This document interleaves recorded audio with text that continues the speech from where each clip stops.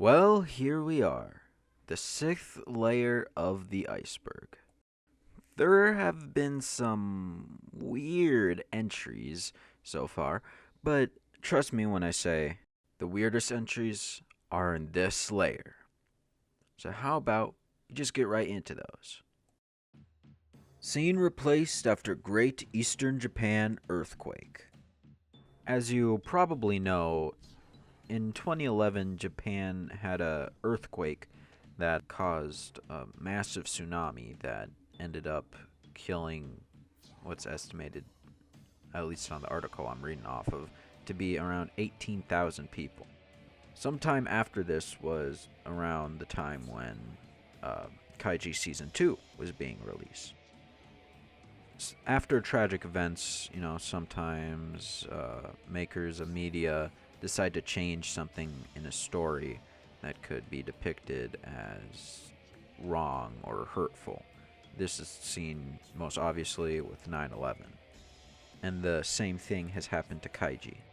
In the original manga, the scene was Kaiji being swept away by torrents of water.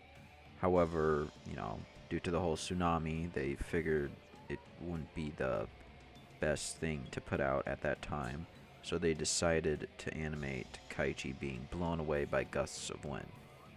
According to the director, it was voice acted, so it seemed to be pretty far along. However, they don't want to be seen as being rude, so they cut it, and I think that's understandable. Of course, Kaiji wasn't the only anime that this happened to, and what I think was the most notable one it happened to was Madoka Magica. But yeah. Also, here's a comparison of the two scenes from the manga and anime from the Lost Media Wiki. The Lost Media Wiki also mentions that every single place that it has been released, it's all the gusts of wind scenes, so it doesn't seem like it'll be shown even now, so many years after the disaster, which is fair, as just editing an episode to change one scene would be pretty troublesome, so I can understand why they wouldn't do that. Hazeso Ryusu. Deep within the countless pages and chapters and volumes of Kaiji, there exists a character who is so secret and so enigmatic that the creator himself wants you to forget about this character.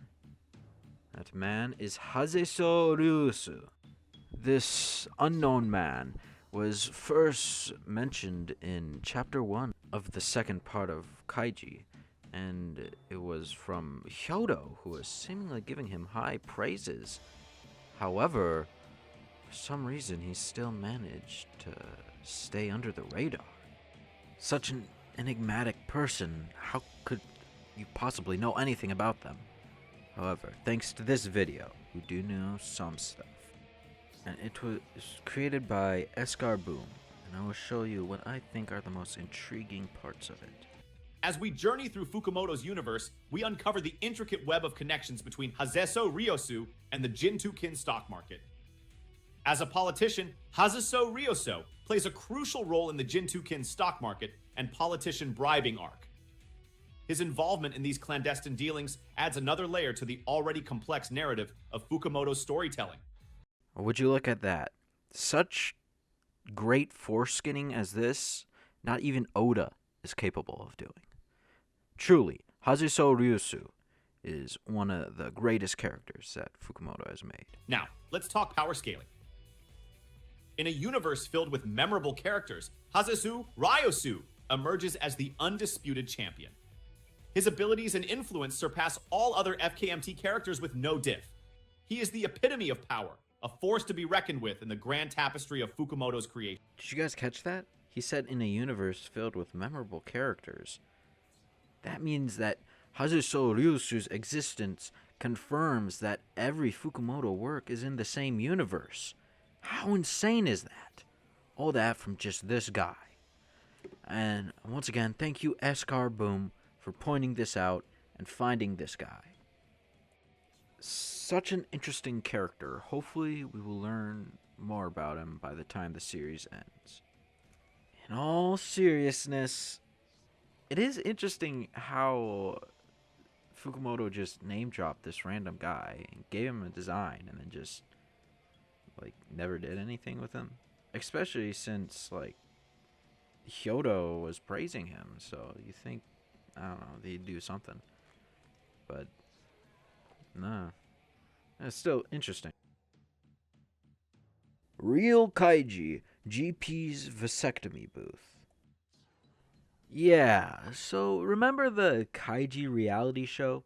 Well, it's called the Kaiji Grand Prix. Also, apparently, its finals were on April 1st in Osaka.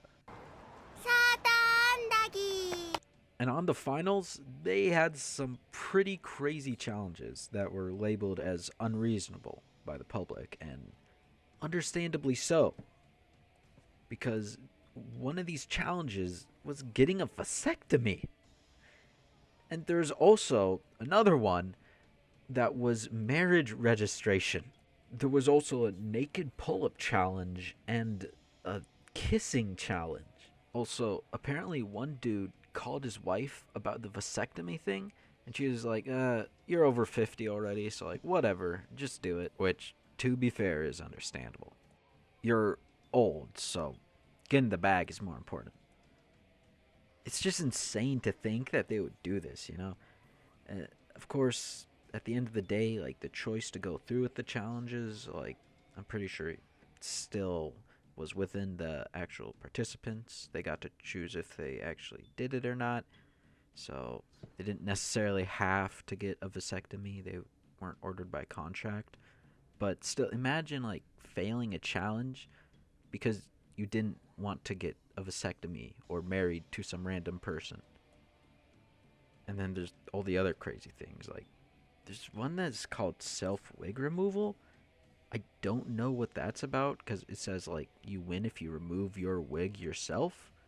So I'm assuming that, like, some people got, like, a wig tightly stuck on their head and they had to pull it off and it was painful or something, because I don't know how that would work. There's also something about a hair clipper, so assumedly they'd use that to shave you. That might have something to do with the wig thing, like maybe they shave you bald and then you wear a wig. I don't know, but yeah, it's just weird. There's also eyebrow shaving, which might be what the hair clipper thing was about, which doesn't sound too bad compared to literally everything else. Especially the kissing thing where, like, women were forced to kiss someone named Anthony. Maybe that's like a doll that was there or something.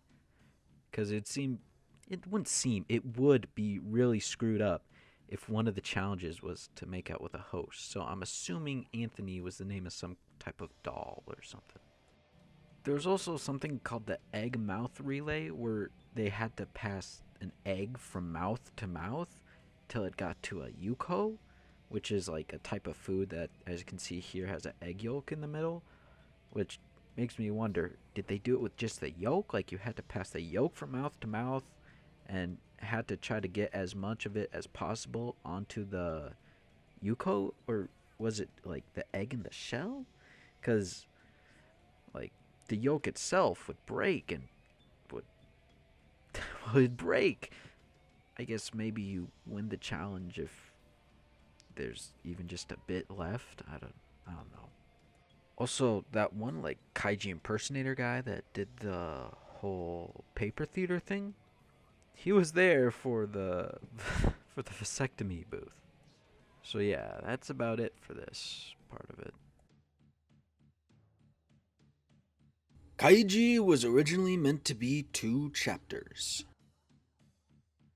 Now, I know that sounds crazy, but just see this article. This article goes over an interview with Fukumoto where he talks about how Kaiji was originally meant to be 2 chapters. And I will be reading a lot of the article here. I don't know if I'll read all of it, but a decent chunk. Also, do keep in mind that it'll be Google translated, so keep anything said in it with a grain of salt. Firstly, the article mentions that this interview was had like right after the restricted rock paper scissors arc was done, which makes sense considering how the interview talks about it. Also, thank you to the person that put this on their website so that we can read it. Firstly, the interviewer asks him to talk about Kaiji Gaiden, and then he says that like he originally is supposed to be like 4 pages in color, and then it just kept getting longer. I think that might be about the cover though, or like Kaiji Gaiden, the book. That he graduated from high school and got a job at a construction company, but then he quit after 3 months to become a manga artist. He ended up working as an assistant for Kazuma Eiji, who made several manga and unfortunately passed rather recently in 2022. But apparently, Kazuma had mistakenly hired Fukumoto, thinking he had been recommended by the magazine. And so after a year and a half, he got fired. Then his editor told him that he should quit, and due to his rough and tumble personality, that he should become a truck driver, and that he didn't have the nerve to create manga. And then at 20 years old, Fukumoto was living in a 9,000 yen apartment, and he was unemployed and broke. So basically Kaiji. And he was thinking that, he's at rock bottom. So he can only go up from there. And he got so excited, he apparently actually got a nosebleed, like in manga. So I guess that happened. And then the interview asks, how did you feel the first time someone told you that you were interesting? And he says that he felt like he was in heaven. He made his debut at 21, and he went to Kazuma Sensei, and he said that he made his debut in Champion, and Kazuma thought that he meant a more obscure champion than the other one. Apparently all the assistants were pale-faced, as no one thought he'd be able to make a debut for at least 3 years. Then in 1988 he started 10, and it was said that it was supposed to be a human interest manga, but then the editor suggested he focus on competition, and he thought that it suited him. Then 4 years later he started Akagi and Gintakin, and he said that ever since then he'd been drawing manga that focuses on competition, which I'm pretty sure is just gambling. Also, it's mentioned that at one point he was working on 4 works in a month in total, which is basically just weekly serialization at that point. And after that, finally get to the juicy bit where it says that Kaiji was originally planned to end after 2 issues. But it's a good thing that the editor was someone who understood what he was saying, otherwise Kaiji wouldn't be what it is today. It goes further on to talk about this, about how Fukumoto was invited as like a guest to the magazine that Kaiji was published in, and it would only be 2 issues, but then they realized they need 5 weeks to finish it, and then as they kept meeting, they realized that it would need to be a long-running series. Apparently the editor-in-chief didn't really have high expectations of him, but since his editor said that it was interesting, the chief decided, you know what, we'll do it anyway. The interviewer then asked any advice he'd give to people that want to be mangakas, and he said to give it until you're 30. He said that it wasn't until he was in his 30s that he was truly recognized in the manga space. Apparently there's a lot more to the article, but the person didn't post it there. But this is the most interesting part, probably, so I think it's fine. But yeah, Kaiji was originally meant to be 2 chapters. I know it's talked about a lot how mangakas underestimate how long they're going to make their series, but I feel like Kaiji is probably the best example of that. I don't know if there's any other It's on that level of being 350 times the amount it was originally supposed to be. So I think Kaiji takes the crown, that department. Also, it goes to show just how something great can come from something that originally was just meant to be like two off. Like, if it went differently, then this possibly Kaiji could have just been another couple chapter thing that Fukumoto created, but no, it's one of, if not his best series ever created. So, yeah, and it also can kind of give motivation to new creators that are thinking like, "Oh, I'm never gonna be successful," but he did it in his 30s, so he did it, and of course he did it with something that's just supposed to be small. So yeah, you could be great no matter how long it takes or how small the current goals you're putting up are. So just keep going at it. Numakawa spinoff. This is referring to a Numakawa one shot where he gets like a single day outing or like a single day in a room to spend doing whatever he wants. But before going into what the actual story of it is, I'm gonna tell you the tale of how I found this and how annoying it was trying to find this. So, first off, the most obvious thing is to just search the name. So I put that into Google and I couldn't find anything. So I put in English, still couldn't find anything. And so I did a bunch of different like variations of different ways to phrase it, and each time it seemed like the only thing that was coming up was the Utsuki spinoff, which I'm not entirely sure, but the Numakawa spinoff might be like a one shot that's part of that. I'm not entirely sure about that, but yeah, that's the only thing that I kept on finding. So that was really annoying, and it's not like I searched for hours trying to find this, but still, the time that I was searching, I was just getting so incredibly frustrated because I just couldn't find it anywhere other than like places, like links to places that just had the fact that it exists.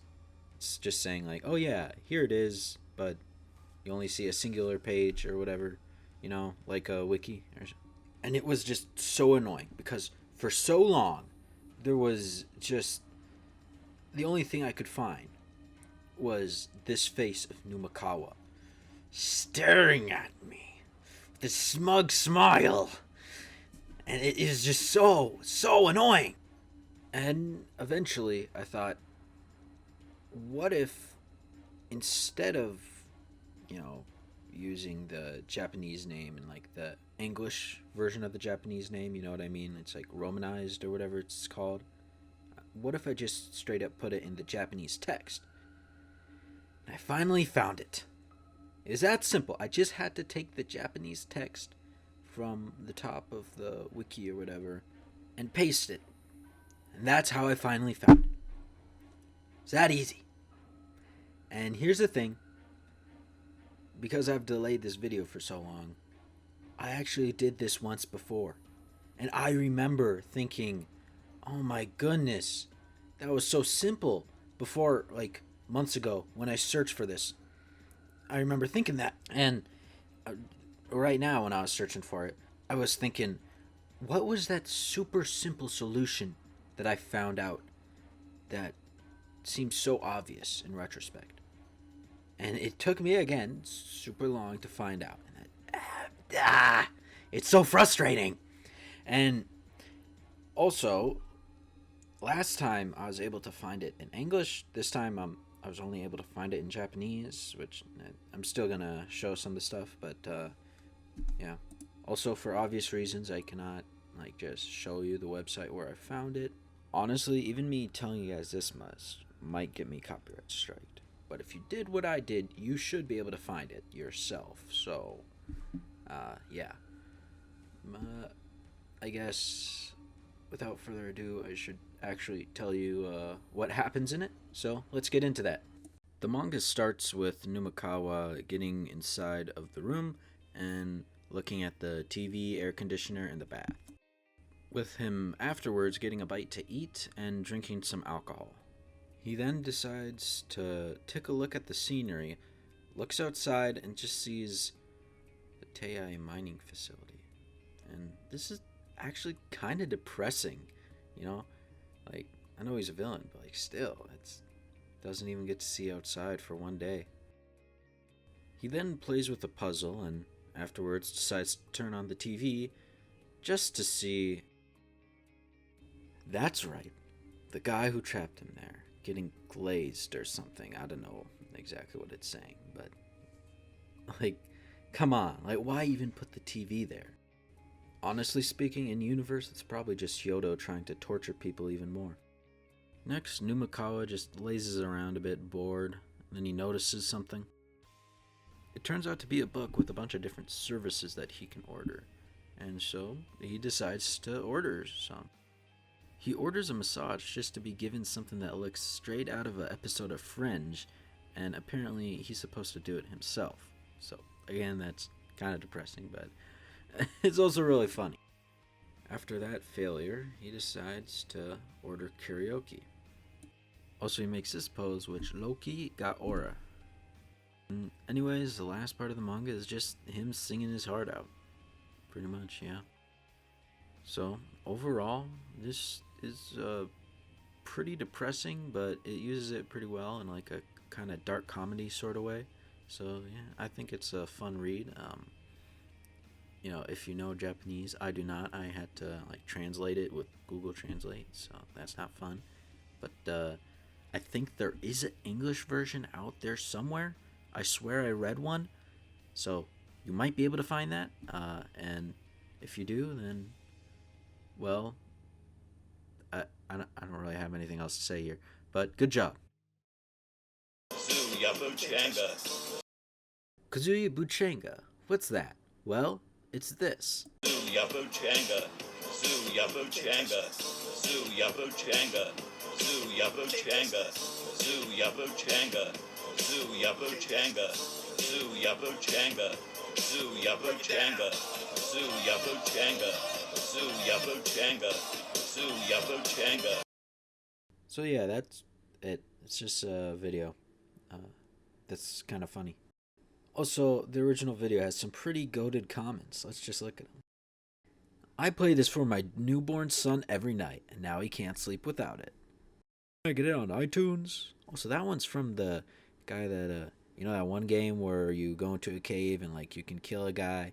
Then, like, you go out, and it turns out that you're the guy that you killed or didn't kill, you know? Someone says, Kazuya Buchenga, my beloved. There are a few others, but those are definitely the best ones. That's it for Kazuya Buchenga, except for one other thing. I was the one that suggested it. So, yeah. Y'all can congratulate me. Yeah. And with that, after almost 2 whole years, the Kaiji Iceberg has come to an end. Just crazy to think about how long I've been making this. I would have preferred it to only last a year, but this is just how it is, I guess. And yeah, that's it. That's... Wait a minute. What is that? You're saying there's more? Oh my goodness. Well, seems we have one more layer. I'll get on that.